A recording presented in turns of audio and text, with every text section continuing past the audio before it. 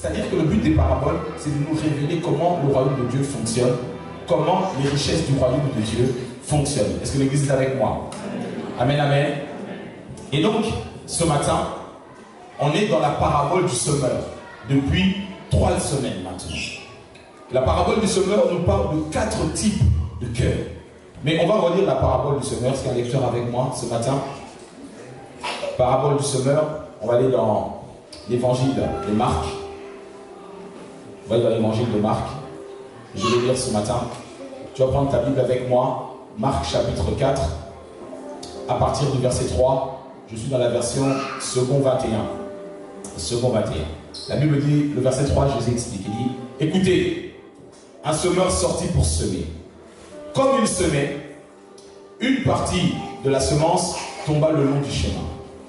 Les oiseaux vinrent et la mangèrent.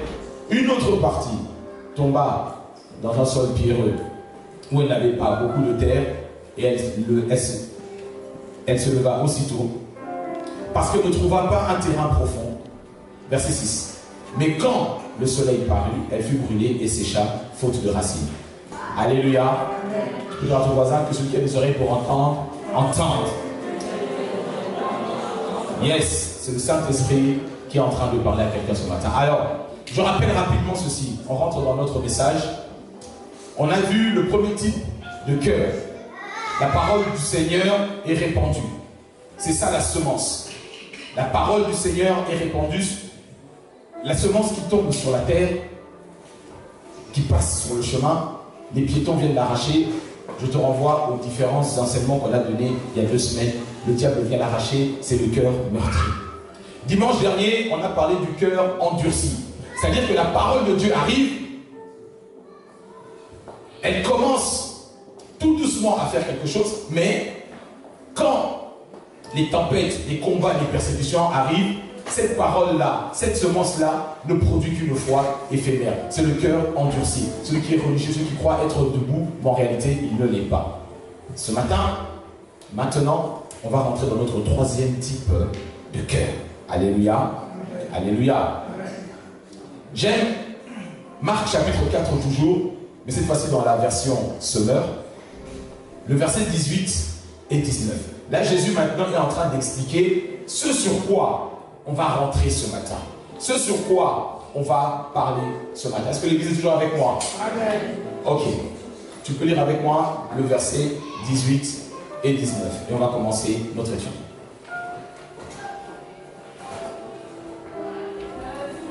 D'autres reçoivent la semence. D'autres reçoivent la semence parmi les ronces.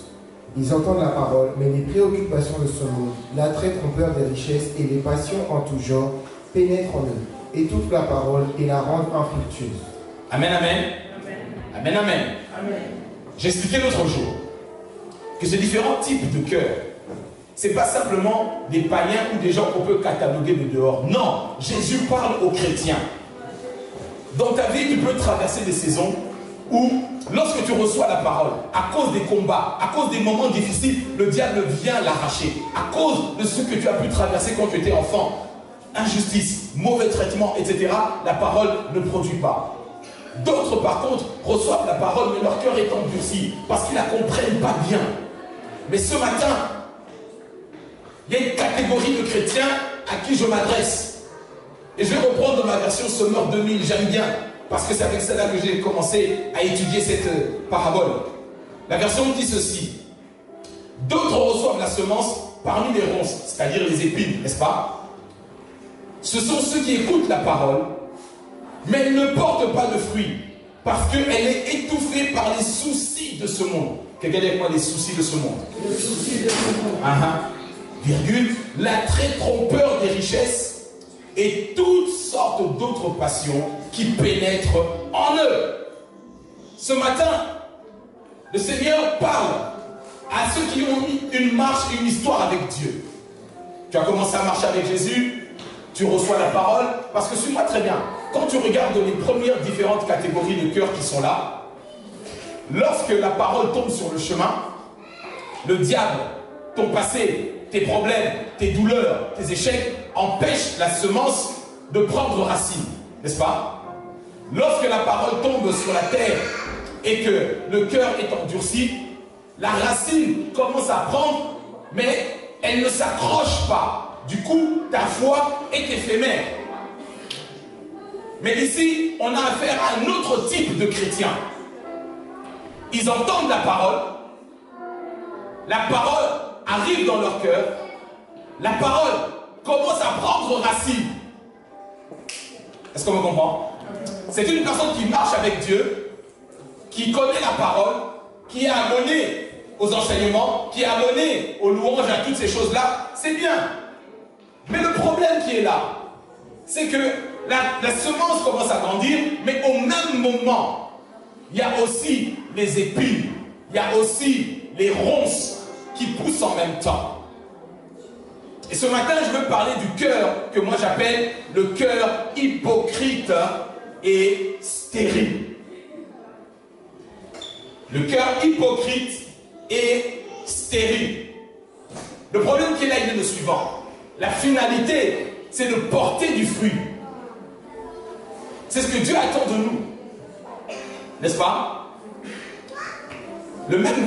La même explication dans l'évangile de Matthieu 13, 22, je lis rapidement dans la version parole vivante. D'autres encore ont reçu la semence au milieu des ronces et des chardons. Ce sont ceux qui écoutent bien la parole. Vous voyez ici, on dit ceux qui écoutent bien. Ça veut dire que ce sont les enfants de Dieu, n'est-ce pas? Ils la reçoivent, ils écoutent bien la parole. Virgule.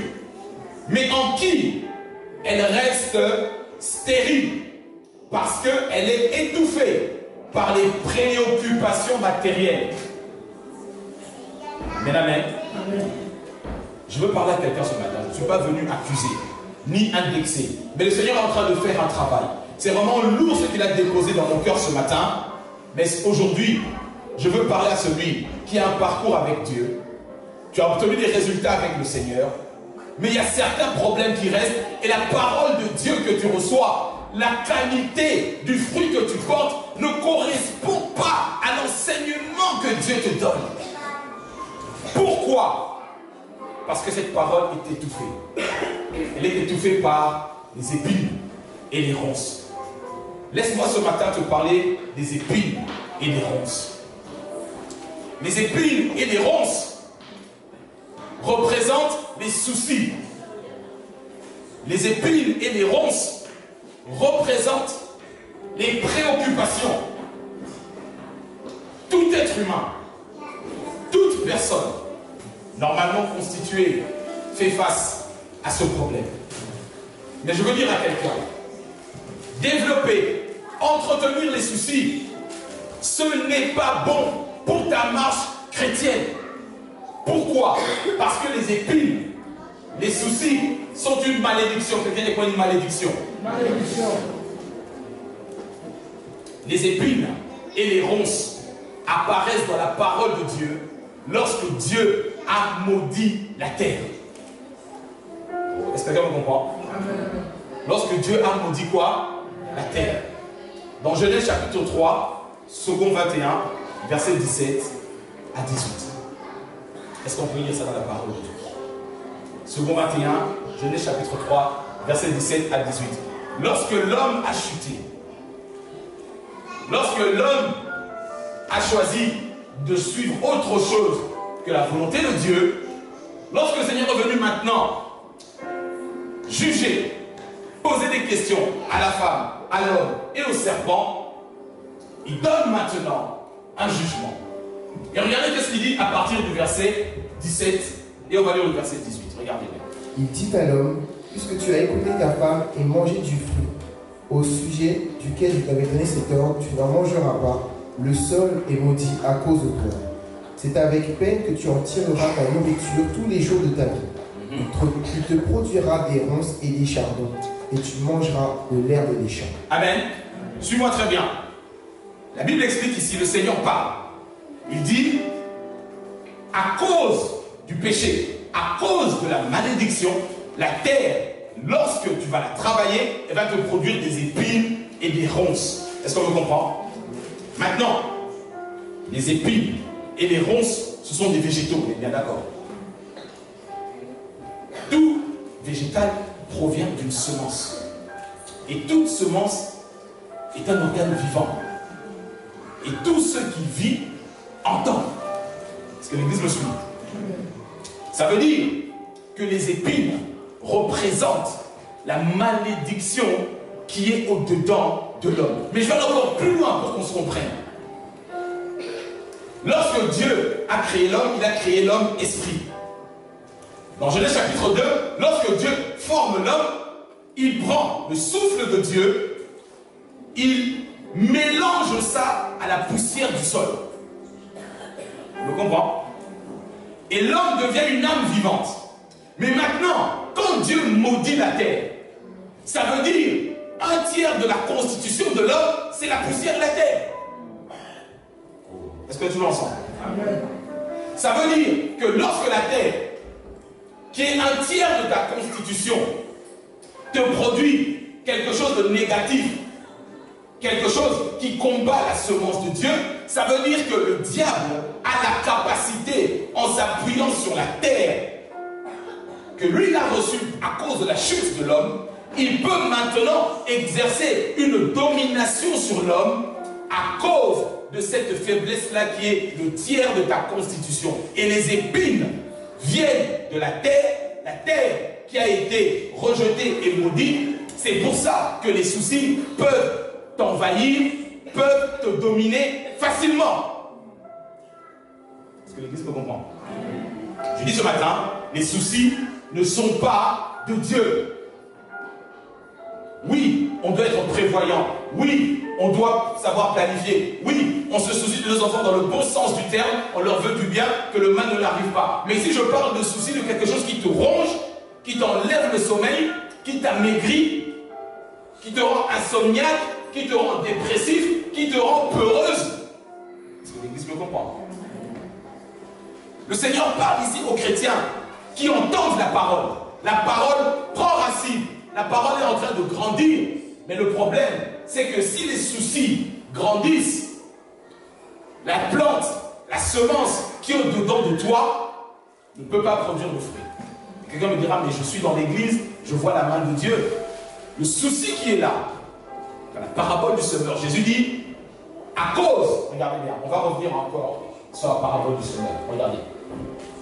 Matthieu 13, verset 7. Dans la version second 21, si tu peux lire avec moi. Matthieu 13, verset 7 uniquement. C'est toujours la même explication. La parabole du semeur, tu trouves ça, Matthieu, Luc et aussi dans Marc. Et c'est bien de prendre comme ça pour que tu aies une vision globale. Le verset 7 nous dit quoi? Une autre partie tomba parmi les ronces. Les ronces poussèrent et l'étouffèrent. Ok. On dit que les ronces ont poussé et la plante aussi a poussé en même temps. Mais le problème qui est là, le but de la parabole du semeur, c'est de porter du fruit. Mais si les épines demeurent, c'est-à-dire que tu as un cœur anxiogène, rempli de soucis et d'inquiétudes, tu peux porter du fruit, mais ce fruit ne sera pas un fruit de bonne qualité. Que l'Église m'entend? Quelqu'un me dira, oui, mais pasteur, moi je suis d'une nature, j'ai toujours eu peur de l'avenir, Non! Ce type de souci, écoute-moi bien, je pèse mes mots, ce type de souci, pour un enfant de Dieu, ce n'est pas naturel. Le but du souci, c'est quoi? Le but du souci, c'est d'attaquer ta foi. Le but du souci, c'est de remettre en question la capacité de Dieu à prendre soin de toi, à résoudre tes problèmes, à être à côté de toi. Bref, lorsque le souci entre dans ta vie, le souci paralyse, comment je veux dire, parasite ta foi. Alléluia. Vous savez, la Bible explique cette réalité. Le Seigneur dit, la terre est maudite à cause de toi. Tu vas la travailler, elle va te produire des épines et des ronces. Tu sais que la terre, par rapport à l'endroit où tu te trouves, ou à tes origines, a une influence sur toi. Dans mon pays, il y a des personnes qui sont originaires du nord, d'autres du sud, de l'est, de l'ouest, par rapport à leurs origines, ils ont des tendances, ils ont des caractères différents, même s'ils sont nés en Europe, mais comme leurs parents sont originaires du nord, par exemple, et qu'au nord, ce sont des personnes qui sont bagarreurs. Mais comment cet enfant est né en Europe et est bagarreur comme ça? Est-ce qu'on me suit? D'autres peut-être sont, comme on dit, des fêtards, des jet-setters dans cette famille. Ça, c'est l'influence de la terre. Que tu le veuilles ou non, cela doit être traité. Je donne souvent cet exemple ici, d'un cas que j'ai souvent eu à traiter. Une soeur me disait, pasteur, je ne comprends pas. Mon fils n'a jamais été en Guadeloupe, mais mon père était alcoolique. Mon père est mort dans une bagarre, dans un bar. Et mon fils, je ne comprends pas, dès qu'il touche son salaire, la première chose, il disparaît pendant une semaine. Beuverie, soulard. Je ne comprends pas, aide-moi, homme de Dieu. Le problème, c'est la terre. Le lien du sang. Est-ce que l'église me comprend? Et les épines, les soucis, c'est la porte d'entrée pour étouffer la parole de Dieu que tu entends. C'est-à-dire que les épines attaquent ta foi. Elles mettent en doute la nature et la capacité de Dieu à prendre soin de toi, à résoudre tes problèmes, à te protéger. Un souci, c'est une parole, une pensée qui devient une image. Et lorsque cette image est créée, la réalité arrive. Vous vous souvenez de Job, lorsqu'il dira dans le chapitre 3, « Ce dont j'ai peur, c'est ça qui m'arrive. » Alléluia. Alléluia. L'anxiété, le stress permanent, le souci, ce sont ça les épines. Ici, Jésus parle des préoccupations matérielles. Lorsque les préoccupations matérielles, c'est-à-dire que tant que ton loyer n'est pas payé, tant que telle chose n'est pas réglée, tu ne veux même pas entendre parler de Dieu ni de l'Église. C'est à ce type de chrétiens que le Seigneur parle dans cette catégorie. Ils entendent la parole, ils la reçoivent, mais leurs soucis, ce sont d'abord les préoccupations matérielles. Elles sont bonnes, on est dans le monde, mais on n'est pas quoi? Du monde. Oui, tu dois avoir un travail. Je suis le premier à dire que les chrétiens doivent aller le plus haut possible.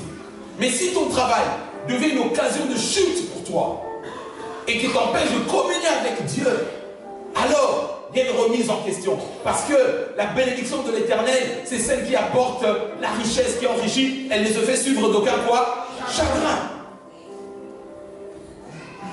Alléluia. Amen. Alléluia. Amen. Les épines sont une malédiction. Le souci, l'anxiété. Maintenant, allons encore plus loin. D'autres me diront, mais pasteur, c'est normal de se faire du mouron. C'est normal d'avoir des soucis. Je te dis non. C'est incompatible à ta nature d'enfant de Dieu. Je ne dis pas que tu dois être désinvolte. Je ne dis pas que tu dois être quelqu'un qui dépense tout ce qu'il a. Non, non, non, je ne parle pas de ça. Pourquoi? Parce que derrière les soucis, les préoccupations matérielles de ce monde se cache un autre esprit qui s'appelle la peur. Faites avec moi la peur. La peur. La peur, c'est l'opposé de la foi. La peur, c'est ce qui combat ta foi. Je te démontrer bibliquement que pour Jésus, le souci égale la peur. Vendredi, on a partagé ici, lors de notre étude biblique Pain de vie, entre la foi et les œuvres. Qu'est-ce qui était le plus important? Et j'ai expliqué ceci pendant le partage. J'ai dit que les œuvres que nous produisons sont en réalité notre foi démontrée sous une autre forme. C'est ça que Jacques dira, lundi j'ai la foi mais je n'ai pas les œuvres. Mais nous ici, on te démontre notre foi par nos œuvres. Est-ce qu'on me comprend? Donc les œuvres égale la foi sous une autre forme. Les soucis égale la peur sous une autre forme. Alléluia. Alléluia. Tu ne peux pas dire que tu as la foi et que tu entretiennes des soucis dans ton cœur. Tu utilises bien le verbe entretenir. Ça veut dire donner à manger, prendre soin. Tu ne peux pas dire que tu marches et que tu vis par la foi alors que tu as peur, tu ne sais pas. Tu dis, mais Seigneur, comment, et si. Dans le premier discours que Jésus donne, dans Matthieu chapitre 6, le discours de la montagne, il dit, ne vous préoccupez pas de ces choses-là. De quoi je vais être vêtu, de quoi ceci. Jésus dit, ce genre de choses, ce sont les païens qui s'en préoccupent. Votre foi est alors trop petite. Ça ne veut pas dire qu'on ne doit pas prendre soin de nous. Ça ne veut pas dire qu'on ne doit pas payer, investir et aller de l'avant. C'est important. Mais si la peur du manque paralyse et détruit ta confiance en Dieu et ta foi, ce n'est pas normal. Ce n'est pas le Dieu. Et le verbe qui m'intéresse ici, c'est entretenir. Alléluia. Donc je reprends, je dis que nos œuvres égale la foi démontrée sous une autre forme. De la même manière, notre capacité à vivre dans le souci, dans l'inquiétude permanente, c'est la peur déguisée. Et le contraire de la foi, ce n'est pas le doute, c'est la peur. Tout comme la foi est un esprit, la peur aussi est un esprit. Tout comme la foi ouvre la porte à la main de Dieu, à l'accélération et au miracle, la peur ouvre la porte au séjour des morts dans ta vie. Est-ce que l'Église me suit toujours? Amen. Regardez, prenons cet exemple. Marc chapitre 4. Parole vivante, s'il te plaît. Marc chapitre 4. Lorsque Jésus, justement, après avoir raconté la parabole du semeur, il dit à ses disciples, allons de l'autre côté. Vous connaissez cette histoire, c'est la tempête. Verset 37. Marc chapitre 4, 37 à 40. Si tu as trouvé ce que tu peux dire Amen. Amen. Si tu as trouvé ce que tu peux dire, je suis là. Je suis là. Amen. Que Dieu te bénisse. Verset 37. Or, voilà que soudain, un vent violent se déchaîne, les vagues se jettent contre la barque, l'eau commence à la remplir. La question que je pose, qui a dit qu'on monte sur le bateau? Les disciples? Bon, suivez-moi. Qui a dit qu'on monte sur le bateau? C'est Jésus. C'est le même Jésus qui te dit, viens à l'église, donne-moi ta vie, monte dans le bateau, on va aller de l'autre côté. On me comprend? Ça ne veut pas dire que c'est pas parce que Jésus est dans ta vie que la tempête n'arrivera pas. Je prophétise que la tempête arrivera. Parce que c'est Jésus même qui lui a dit. Il a dit, ah, cette église ne peut pas venir, ne pas faire maudire les gens. Non. Jésus lui-même il explique, et la Bible explique la Bible. Chrétiens comme païens, on traversera tous des saisons de contrariété. Est-ce qu'on me comprend? Amen. Ça veut dire que Jésus est avec toi, la tempête arrivera. On continue, regardez la suite. Pendant ce temps, Jésus dort à l'arrière du bateau, la tête posée sur un coussin. Les disciples le secouent pour le réveiller. Maître, lui crie-t-il, tu ne vois pas que nous sommes en train de périr? Tu ne t'en soucies pas? Tu fais quoi? Tu ne fais quoi? Vous vous rendez compte? Ils sont en train de dire à Jésus, tu ne fais pas de soucis? Amen, amen. Il dit, mais regarde, je vais avoir 40 ans, je ne suis pas marié, tu ne t'en soucies pas? Entre toi et Jésus, celui qui se fait des soucis, c'est toi. Parce que le souci ne peut pas habiter en lui, parce que le souci, c'est l'esprit de peur. C'est l'esprit de peur. Est-ce que vous comprenez? Amen. Il dit, Jésus, est-ce que tu n'as pas peur en fait de mourir? Seigneur, regarde, ça fait 4 ans que je postule, tu ne t'en soucies pas. Le fait de poser cette question à Dieu, ça veut dire que la peur est déjà en toi et que ta barque est en train de chavirer. Ça ne veut pas dire que Jésus n'est pas là. Il est là, mais il est tranquille. Parce que toi, tu es agité. Donc toi, reste tranquille et laisse Jésus agir. Est-ce que quelqu'un me comprend? Donc, on reprend. Maître, lui criait-il, s'il te plaît. Maître, lui crie-t-il, tu ne vois pas que nous sommes en train de périr? Tu ne t'en soucies pas? Alors il se lève, lance au vent un ordre impératif et crie à la mer. Silence, tais-toi. Le vent tombe, l'orage cesse. Un grand calme se répand sur les eaux. 40, maintenant, regarde bien, souligne bien. Puis il dit à ses disciples, pourquoi avez-vous eu si peur? Amen. Pourquoi avez-vous eu si peur? En d'autres termes, avoir des soucis, c'est avoir quoi? Peur. Avoir des soucis, c'est avoir quoi? Peur. Viens même me dire, pasteur, j'ai la foi, j'ai la foi, j'ai la foi, j'ai la foi. Alors que tu trembles au simple fait que quand tu reçois un courrier de la préfecture, tu parles la langue avant d'ouvrir, comme si ça allait changer. Tu laisses d'abord à Dieu, il faut que ma foi monte.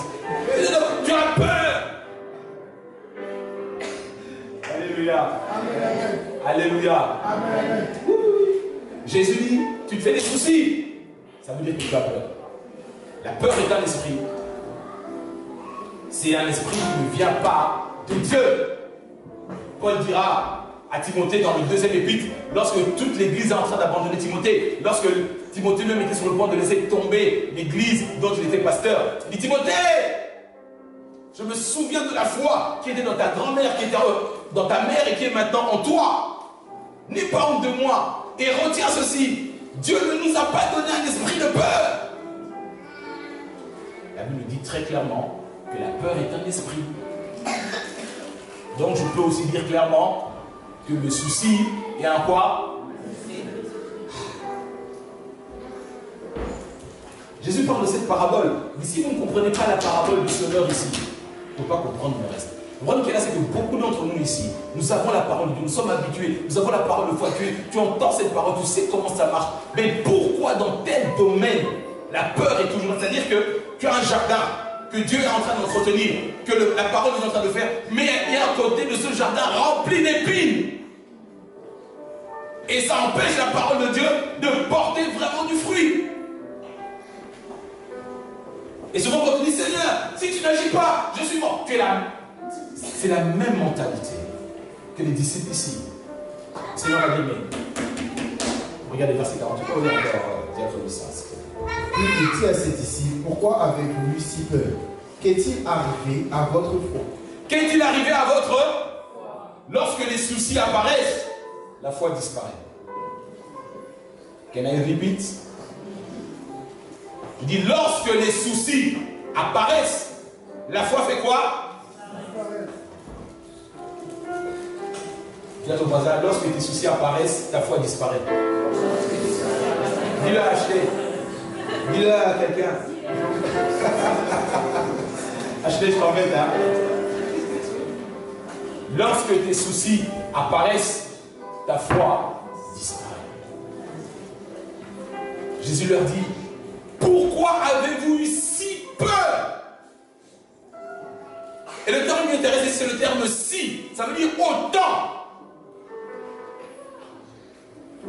La Bible ne nous dit pas, j'ai toujours enseigné cela lorsqu'on enseigne le bon combat de la foi. Le bon combat de la foi ne nie pas la réalité. Est-ce qu'on me comprend? Ici, le problème, c'est de ne pas nier la réalité. La tempête était là. Mais la clé du bon combat de la foi, c'est de ne pas nier la réalité, mais surtout de ne pas en tenir compte. Il faut que j'explique. Hein? Il y a la tempête dans ta barque. La pression financière, la pression du mariage, la pression de la santé est là. Vivre par la foi, ça ne veut pas dire j'ai pas de pression, j'ai pas de pression. Non, il y a la pression. Mais toi, dors sur le coussin. Ah oui, je vais passer. Dis ceci. Il y a la tempête. Jésus savait qu'il y a la tempête ou pas? Il y avait la tempête. Mais toi, dès que tu as un souci pour ta facture SFR, tu perds le sommeil.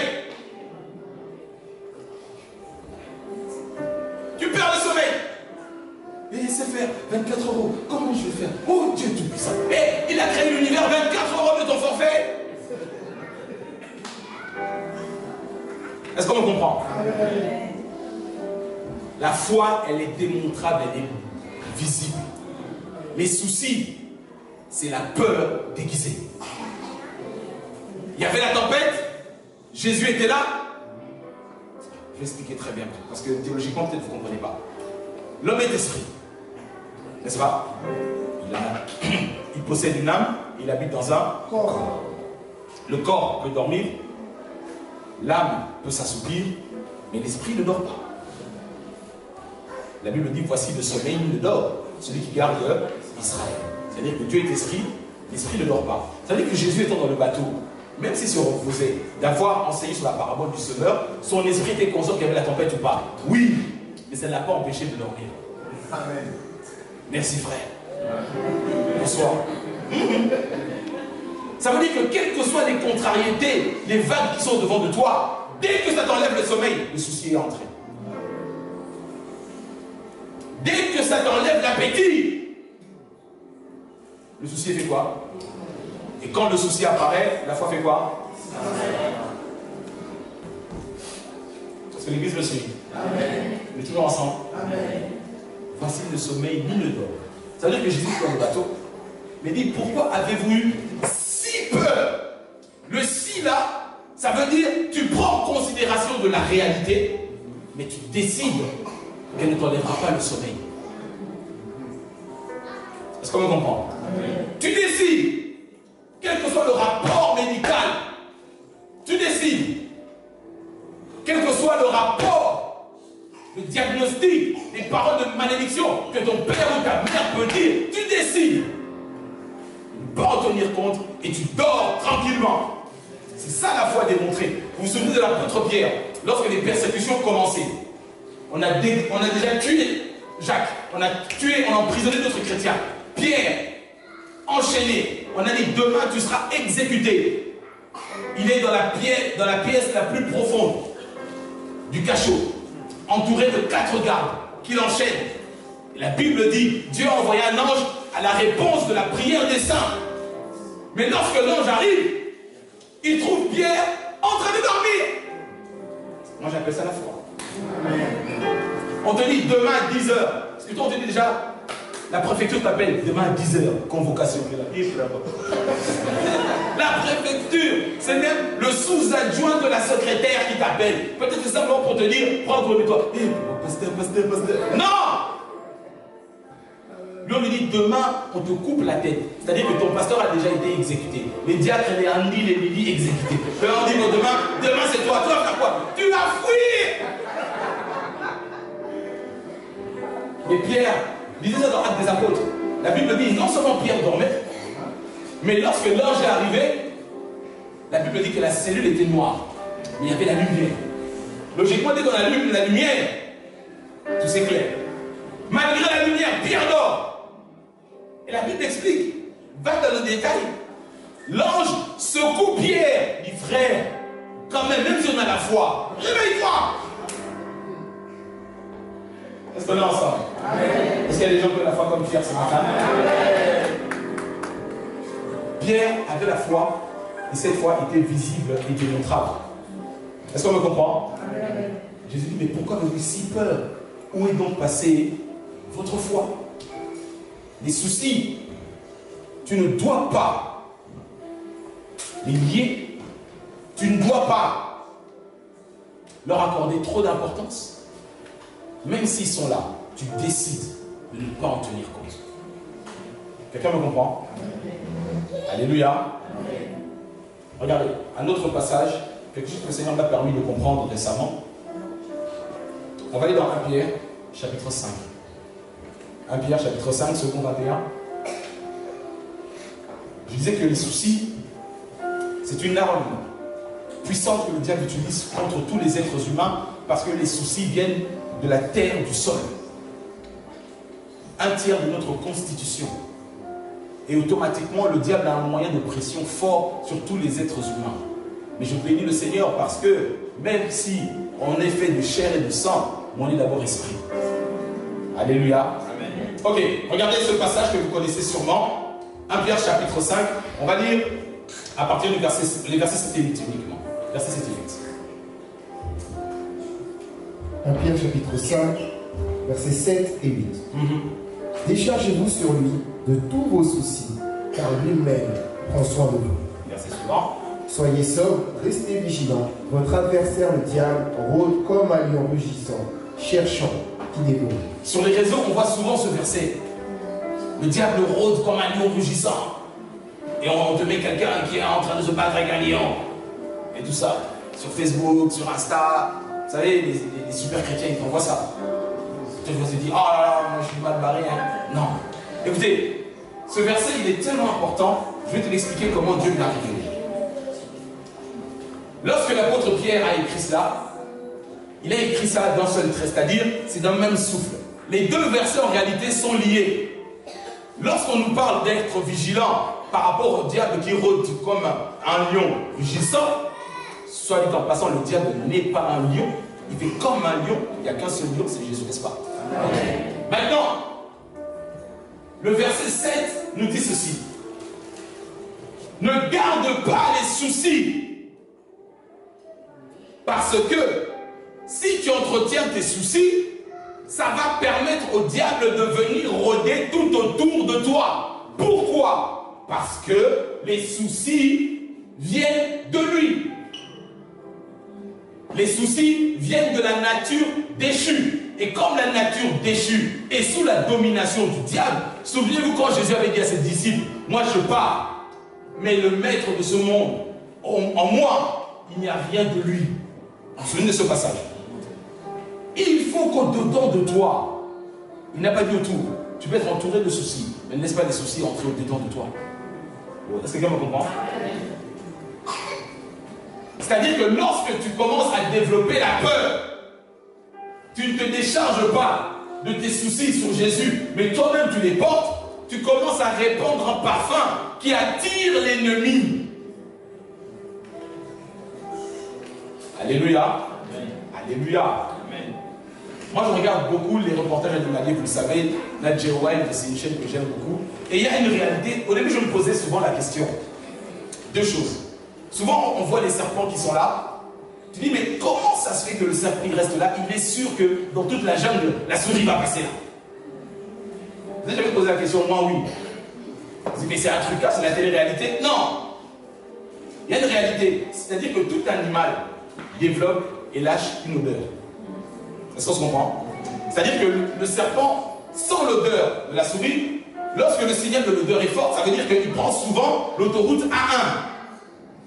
Il se tient là comme le radar. Il est là, il attend. Est-ce qu'on se comprend? Et une fois que la souris passe, il mord la souris. Toi et moi, on sait que le serpent n'a pas de jambes pour courir. Donc il mord la souris part. Mais ce n'est pas un problème. Parce que les phéromones de son venin sont dans la souris. Même s'il fait nuit, même s'il pleut, ce qui est en lui l'attire lui. Je ne sais pas si on se comprend. Ça veut dire que des fois, il peut envoyer des flèches brûlantes qui s'appellent le stress. Et ça te touche. Bam! Tu peux venir avec lui, tu sautes, alléluia, alléluia, alléluia, alléluia. C'est pas grave, lui t'attend au coin, au 79. Quand tu vas sortir, ce qui est en lui va l'attirer. Et c'est comme ça qu'il va commencer à rôder. Le but ici, c'est ce que Pierre explique. Il dit, lorsque tu te décharges de Jésus, sur Jésus, de tous tes soucis, le diable ne peut plus rôder autour de toi parce qu'il ne peut pas sentir son odeur. Je ne sais pas si l'Église me comprend. C'est pour ça que dans l'armure du chrétien, la Bible dit, par-dessus tout, prenez quoi? Le bouclier de la foi. Parce que tu peux être dans ta voiture, tu ne sais pas, tu roules, et puis une pensée qui vient comme ça te piquer dans le dos, bam, tu repenses à une situation qui te fait mal, et ça te gâche ta journée. Tu es en train de chanter dans ta voiture, là, malgré les bouchons, malgré que tu n'avais pas d'essence, tu chantes. Mais quand tu repenses à ça, ça te gâche ta journée. Ça, ce sont des flèches qu'il faut reconnaître. Est-ce qu'on me comprend? Mais dès que cette flèche elle est là, si tu ne fais pas une toilette spirituelle, c'est-à-dire que tu ne refuses pas cela, tu ne prononces pas d'autres paroles pour annuler cela, tôt ou tard l'ennemi va te rattraper. Et si tu ne te débarrasses pas de ces soucis-là, il va commencer à rôder tout autour de toi comme un lion, cherchant qui va dévorer. Il y a quelqu'un, je ne suis pas une victime. Non, tu n'es pas une victime. Est-ce que l'Église m'entend? Est-ce que quelqu'un me comprend? Amen. C'est pourquoi les soucis, on ne peut pas négliger cela, mais on doit apprendre comment traiter ça. Je répète, les épines et les ronces représentent les soucis. Représentent la nature déchue de l'homme que l'homme porte sur lui-même. Et les soucis, c'est la peur sous une autre forme. C'est la peur manifestée différemment. Et la peur n'est pas compatible avec quelqu'un qui vit et qui marche par la foi. C'est-à-dire que si, pour l'instant, tu n'as pas de travail, je ne te dis pas de ne pas régler le problème. Oui, tu dois le régler. Tu postules, tu as un plan de carrière, tu cherches du travail. Mais si tu es dans la peur, ça ne marche pas. Parce que la peur fait dire à Dieu, je ne suis pas sûr que tu es capable de prendre soin de moi. Je ne suis pas sûr que tu es capable de résoudre ce problème. Alors tu fais de Dieu un menteur. Mais tu ne peux pas en même temps lui dire, Seigneur, tu es grand, Seigneur, tu es un menteur. Alléluia. Alléluia. Écoute-moi bien. C'est de ta responsabilité. Tu ne peux pas empêcher un oiseau de passer au-dessus de ta maison. Quelqu'un me comprend? Ok, jusque-là. C'est pour ça que Jésus dit, si vous ne comprenez pas cette parabole, comment vous allez comprendre et manager, gérer le reste? La bonne nouvelle que j'ai pour toi, c'est que Jésus a porté à ta place la couronne d'épines. Alléluia. Alléluia. Amen. Vous savez, dans le calvaire que Jésus a connu sur le chemin de la croix, on lui a fait porter une couronne quoi? D'épines. On va lire la parole de Dieu pour comprendre. Ah oui, j'ai ça dans une couronne d'épines. Oui. Je dirais, comment tu sais pas ça? Ouvre ta Bible, frère. Matthieu 27, second 21. Matthieu 27, second 21. On va lire du verset 29 au verset 31. Et laisse-moi t'expliquer ce que le Seigneur m'a révélé sur ce verset. Et je suis certain que ça va te bénir et ça va te parler. Si tu es avec moi, donne-moi un amen. Amen. Allons-y. Ils tressèrent une couronne d'épines qu'ils posèrent sur sa tête et lui mirent un roseau dans la main droite. C'est-à-dire que après avoir fouetté Jésus, après avoir fait tout ce que vous connaissez, à un moment donné, ce sont des soldats romains. Ils prennent la couronne d'épines. Souvenez-vous, les épines viennent de la malédiction. Et ici, on pose des épines sur la tête. Ça veut dire que lorsque tu te fais des soucis, tu penses. Est-ce qu'on comprend mieux? Beaucoup de chrétiens sont ici. Ils ont une couronne d'épines. Mais Jésus a dit, mais moi j'ai déjà porté la couronne. Pourquoi tu portes la couronne? Quelqu'un me comprend? Écoute-moi. La couronne, hein, c'est un instrument symbole d'autorité et de pouvoir. Dans le psaume 8, David dit ceci: lorsque je regarde la création tout entière, qu'est-ce que l'homme pour que tu te soucies de lui comme ça? La Bible dit que tu l'as couronné de gloire et d'honneur et tu as mis toute la création à ses pieds. C'est-à-dire que lorsque l'homme a été créé, Adam et Ève ont été créés, ils ont été couronnés de gloire et d'honneur. La couronne, c'est le symbole de ton autorité, de ton statut divin. Mais au lieu de porter la couronne d'autorité et de gloire, la doxa, Shekinah, savoir-faire de Dieu, toi, tu portes une couronne d'épines. J'ai envie de te dire, arrête un peu de te faire trop de soucis. Dépose la couronne. Regarde ce qui se passe spirituellement dans ce passage. On nous dit qu'on lui a tressé une couronne d'épines, n'est-ce pas? Ils ont posé ça sur sa tête. C'est ce que les démons font. Lorsque tu commences à prendre trop de soucis sur tes études, sur ton mariage, sur tes finances, sur ta santé, les sorciers, les démons, ils viennent, ils prennent une couronne d'épines, ils mettent ça sur ta tête. Et lorsque c'est sur ta tête, la gloire disparaît. La gloire disparaît. Et lorsqu'elle est sur ta tête, tu ne peux plus bien fonctionner. Qu'est-ce qui se passe spirituellement? L'autorité que tu avais est enlevée. Et la couronne de malédiction, d'épines, de manque de foi est sur ta tête. Regardez ce qui se passe. Il lui tresse une couronne d'épines, il met ça sur sa tête, ils prennent un roseau et lui mettent à la main droite. Au lieu d'avoir le sceptre de fer d'autorité, ils prennent un bâton. C'est-à-dire que les démons, les sorciers, le monde spirituel, lorsque tu as l'habitude d'entretenir les soucis et les problèmes, ils commencent à se moquer de toi. Est-ce que l'église vous comprend? Est-ce que quelqu'un comprend la révélation? Le monde spirituel fait exprès de mettre de la charge des problèmes sur toi. Ils mettent une couronne d'épines. Et toi, tu crois que tu es en position d'autorité, tu crois que tu portes une couronne de gloire, mais en vérité, tu portes une couronne d'épines. Et regardez bien la suite. Hein. Il dit, ils mettent un roseau dans la main droite de Jésus, puis ils s'agenouillent et ils se moquent de lui. Lorsque tu vis en permanence dans un état de stress, de doute, de peur et de souci, les démons te font croire que tu es un enfant de Dieu, que tu es en position de roi, mais en réalité ils se moquent de toi parce que tu as perdu la couronne de gloire, tu portes une couronne d'épines. Et la couronne d'épines, la première manifestation de la couronne d'épines, c'est la peur.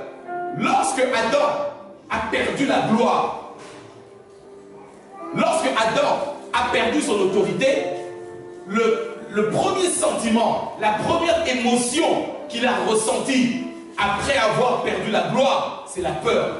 Lorsque Dieu le cherche, il dit, Seigneur, je t'ai entendu, j'ai eu peur et je me suis caché. Pourquoi il s'est caché? Parce qu'il avait peur. La peur, c'est la racine des soucis.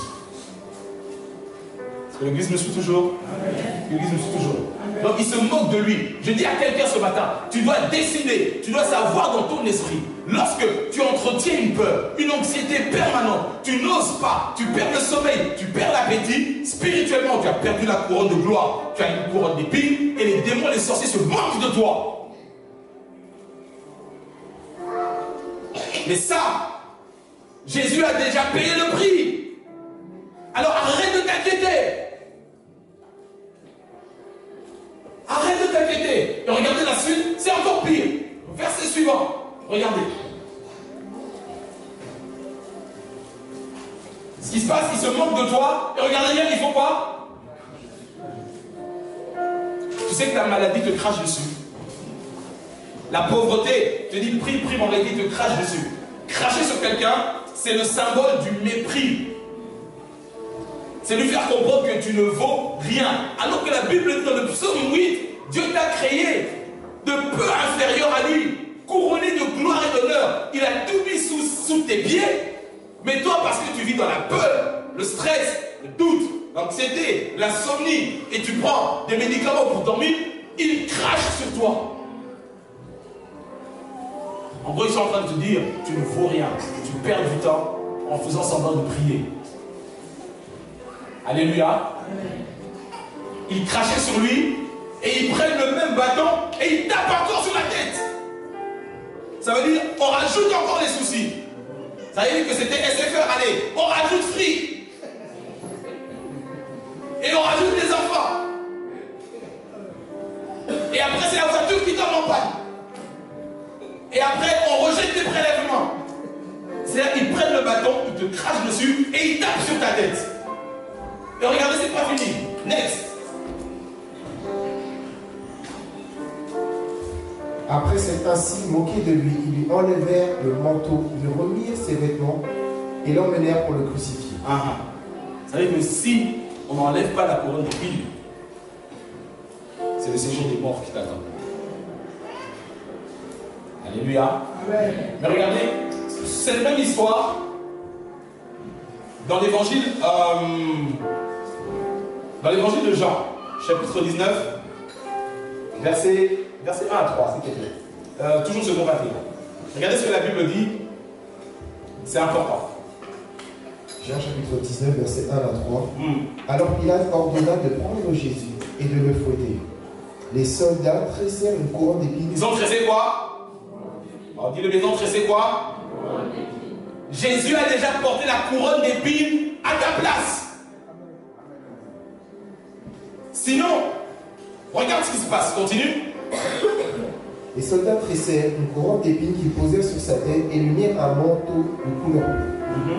Puis, s'approchant de lui, il disait « Salut, roi des Juifs » et il lui donnait des chiffres. Il lui donnait quoi? Des gifles. Des gens qui sont giflés par les démons. Ils sont giflés par les satanistes, par les problèmes de la vie. Alors que, il y a 2000 ans à Golgotha, Jésus a déjà porté la couronne de quoi? D'épines. Est-ce que quelqu'un m'entend ce matin? On est dans la parabole du semeur. Hein? Amen, amen. Troisième type de cœur. La semence arrive, mais dans ton cœur, il y a trop d'épines. Pasteur, j'ai toujours été comme ça. Tu sais, chez nous, on est des stressés de la vie. Non, des peureux de la vie. Dis à ton voisin, arrête d'avoir peur.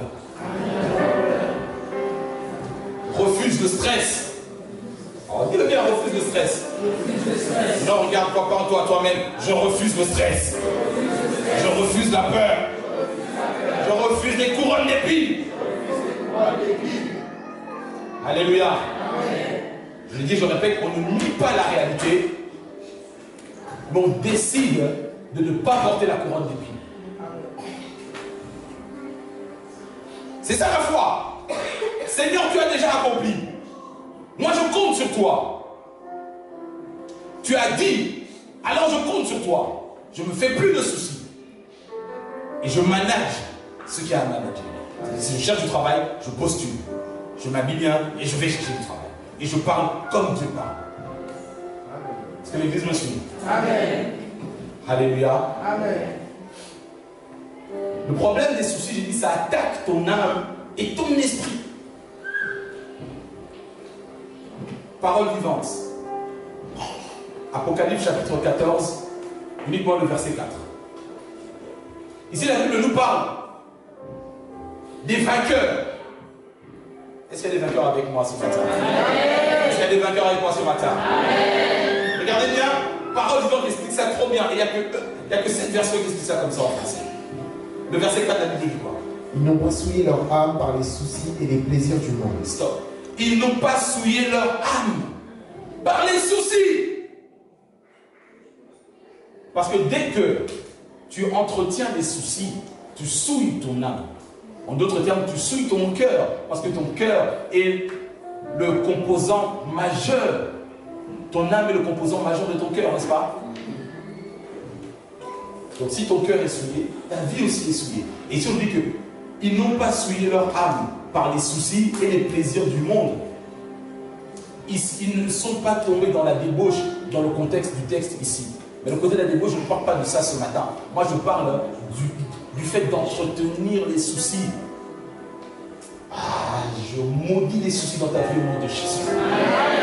Je maudis les racines de l'inquiétude dans ta vie au nom de Jésus. Regarde ce que l'apôtre Paul dit. Romains 8, 35. C'est un passage que tu connais. Romains 8, 35. Toujours parole vivante. Ceux qui me connaissent et qui prêchent les mardis savent que j'aime beaucoup prier sur Romains 8. Ça fait partie de mes classiques. Mais le verset 35, l'apôtre pose des questions. Mais qui pourra encore accuser les élus de Dieu? Personne. Qui pourra les condamner? Personne. Et ici, il parle de quelque chose de très important. Parole vivante rend ça très bien. Le verset 35. Écoute-moi bien, tu comprendras pourquoi le Seigneur insiste sur les épines, les ronces et les soucis ce matin. Verset 35 dit quoi? Qu'est-ce qui pourra s'interposer entre l'amour du Christ et nous? Stop. Le Seigneur agit dans ta vie parce qu'il t'aime. La Bible dit Dieu n'a pas de l'amour, mais Dieu est amour. Sa nature, comme on dit en anglais, very nature, sa véritable, sa nature profonde. Dieu est amour. Mais il y a une chose qui peut bloquer la main de Dieu, sa nature de se développer dans ta vie. Paul pose la question, qu'est-ce qui pourra rester? Qu'est-ce qui pourra s'interposer entre l'amour du Christ et nous? Nos soucis ou nos épreuves? Vous voyez, il commence par quoi? Dis-le bien, il commence par quoi? Les soucis. Pasteur, je ne comprends pas. Je ne vois pas la main de Dieu. Parce que tu vis dans la peur.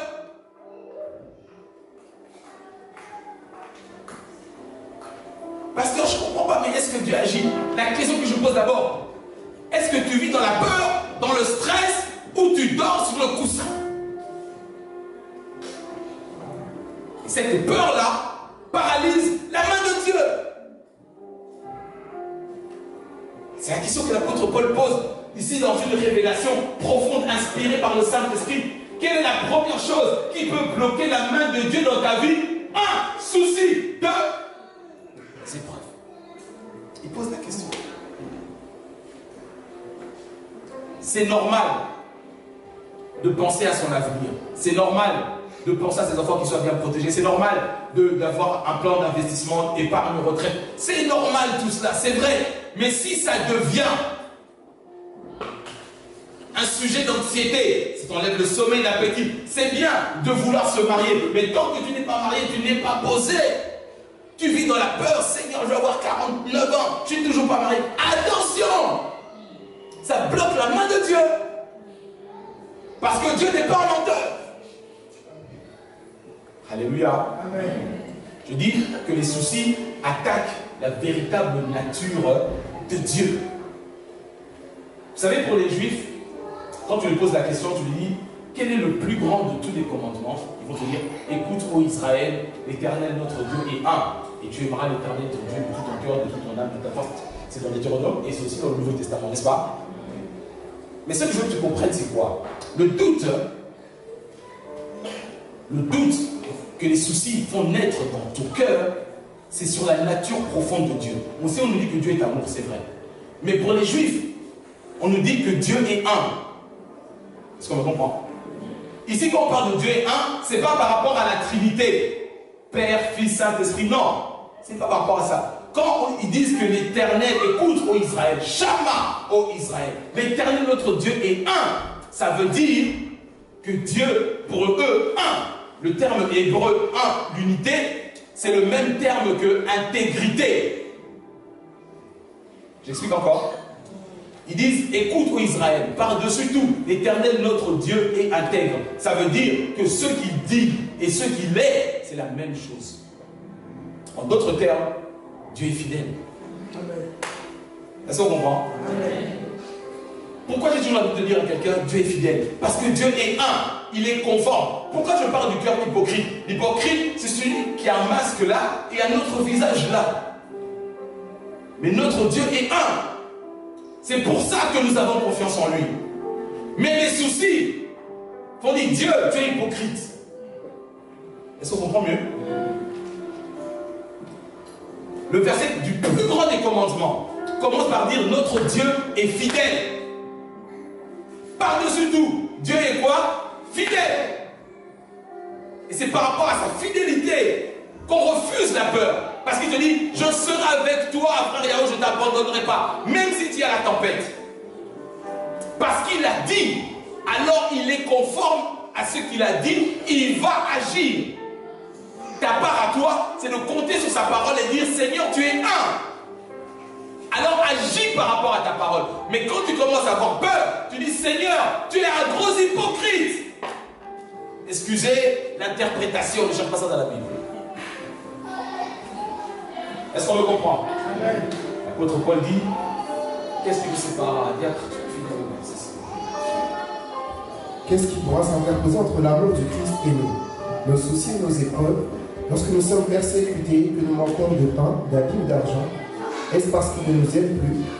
Quand nous sommes exposés au danger ou menacés d'une mort violente, est-ce le signe que Dieu nous a abandonnés?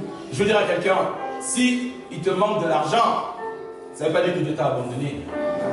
À toi-même les petits. Si tu as des problèmes de santé, ça ne veut pas dire que Dieu t'a abandonné. Si tu as des problèmes dans ton travail, laisse-moi te dire, ça ne veut pas dire que Dieu t'a abandonné. Parce que Dieu est quoi? Fidèle. Mais tout cela, le reste, la porte d'entrée, c'est des soucis. Est-ce que l'église est toujours avec moi? Amen. Vas-y frère, excuse-moi. Je t'ai interrompu. Je ne sais pas pourquoi. Verset 36. Non, car l'Écriture nous rapporte cette prière. Parce que nous t'appartenons, Seigneur, nous sommes journellement en danger de mort. Ok. Amen. Amen, amen. Amen.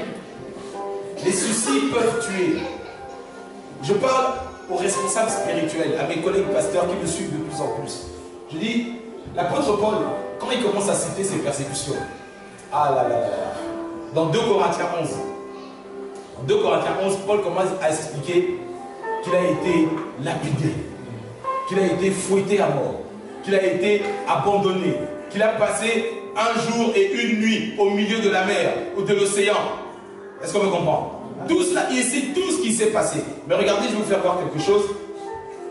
Il faut se méfier des soucis, c'est trop dangereux. Je parle aux conducteurs, je parle à ceux qui font le suivi, je parle à ceux qui sont diacres, je parle aux responsables de service, je parle aux pasteurs, je parle aux hommes de Dieu, je parle au peuple de Dieu. Est-ce que le peuple de Dieu est avec nous ce matin?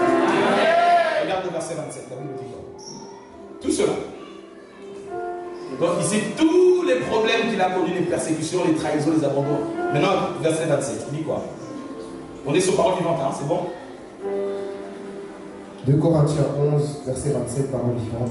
Tout cela au milieu des travaux et des peines, des fatigues, des nuits blanches, de la faim et de la soif, des jeûnes, du froid et du dénouement. N'est-ce pas? Ok. Maintenant, regardez le verset 18. Sans compter tout le reste. Sans compter tout le reste, en particulier cette préoccupation sous laquelle je ploie chaque jour, les soucis que me donnent toutes les églises. Ah, il cite les persécutions, il a été lapidé, il a été jeté à la mer, il a été enchaîné. Tout cela, il dit, tout cela. Mais ce qui me fait le plus mal, les soucis. Les soucis. Il y a des pasteurs qui meurent. Dernièrement, ici en Île-de-France, on a enterré une femme pasteur morte à cause des soucis.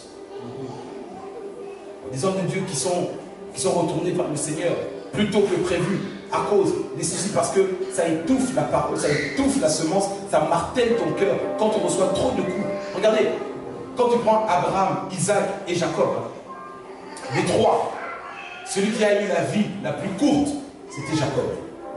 À cause de quoi? Les soucis. Les soucis. Les soucis déjà quand il a dû fuir son frère.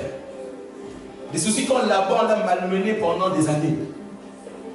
Des soucis quand il a perdu Joseph.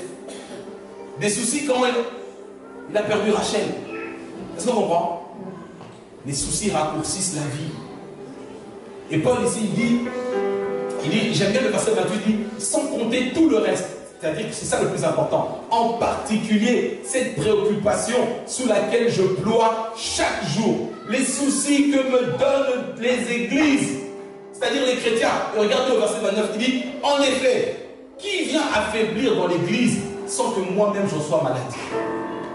Ça veut dire qu'en tant que véritable berger pasteur, lorsque tu passes par des problèmes, ça m'affecte moi aussi. Est-ce que quelqu'un me comprend ou pas? Amen. Quand tu passes par des moments difficiles, ça affecte tes conducteurs. Parce que le travail de Dieu que nous faisons, vous accompagner, délivrance, cure d'âme, toutes ces choses-là, la véritable puissance vient de l'amour qui est dans le cœur. Et l'apôtre Paul dit, ça me cause tellement de soucis. Quand un chrétien faiblit, ça me faiblit. Pourquoi ça me fait mal? Il dit, qui fait une chute sans que j'en ai de la fièvre? Il y a quelqu'un, il y a berger et berger. Il y a berger et berger. Maintenant imagine, quand des brebis abandonnent, la bergerie abandonne le pasteur. Et si le pasteur est tranquille, il regarde sa série télé, il y a un problème. Quelqu'un me comprend? Les soucis raccourcissent ta vie. Soucis raccourcissent ta vie. Maintenant le problème qui est là. Ah là là, ça fait déjà une heure que je vous parle. Ok. Le but, c'est de porter du fruit, n'est-ce pas? Rapidement, 2 pensées et on s'arrête là. Le mardi, tout le mois d'octobre ici, on travaille sur la parabole du figuier stérile, n'est-ce pas? Ésaïe chapitre 5. Versets 1 à 6, on va essayer de lire rapidement. Le Seigneur explique cette réalité. Ça veut dire que lorsque tu es chrétien, enfant de Dieu, le Seigneur attend de toi que tu puisses porter du fruit. Et cette parabole, Dieu parle à Ésaïe en parabole. Et cette parabole explique la parabole du second. Versets 1 à 6, rapidement, Second 21. C'est le Seigneur qui parle à Ésaïe. Qu'est-ce qu'il dit? Je veux chanter à mon ami le cantique de mon bien-aimé sur sa vigne. Mon bien-aimé avait une vigne sur un coteau fertile. Donc le bien-aimé, c'est le Seigneur, n'est-ce pas? Ok, continue. Il a remué son sol, enlevé les pierres et y a mis des plants de premier choix. Il a construit une tour au milieu d'elle et y a installé aussi un pressoir. Puis il a espéré qu'elle produirait de bons raisins, mais elle en a produit de mauvais. Et maintenant, habitants de Jérusalem et de Juda, je vous en prie, soyez juges entre ma vigne et moi. Qu'avait-il encore à faire à ma vigne que je n'ai pas fait pour elle? Pourquoi, quand j'ai espéré qu'elle produirait de bons raisins, en a-t-elle produit de mauvais? Je vais vous faire savoir maintenant ce que je vais faire à ma vigne. J'arracherai sa haie pour qu'elle soit dévorée. J'abattrai sa clôture pour qu'elle soit piétinée. Je ferai d'elle un endroit saccagé. Elle ne sera plus taillée ni cultivée. Les ronces et les buissons épineux y pousseront. Et je donnerai mes ordres aux nuages afin qu'ils ne laissent plus tomber la pluie sur elle. Amen. C'est-à-dire que le Seigneur est en train de dire à quelqu'un, qu'est-ce que je n'ai pas fait? La parole, je t'ai donnée. L'église est là. Un pasteur à plein temps est là. Les enseignements sont là. J'attendrai que tu portes du fruit, des bons raisins. Mais les raisins que tu me donnes ne sont pas des raisins de bonne qualité. Automatiquement, ma faveur n'est plus là. Les épines continuent à pousser. C'est une parabole puissante que Dieu parle à l'église ce matin. Ça veut dire, la vigne c'est toi. Les ouvriers, c'est nous les sacrificateurs. Il est temps que tu produises de bons raisins. Je reviens à la parabole du semeur.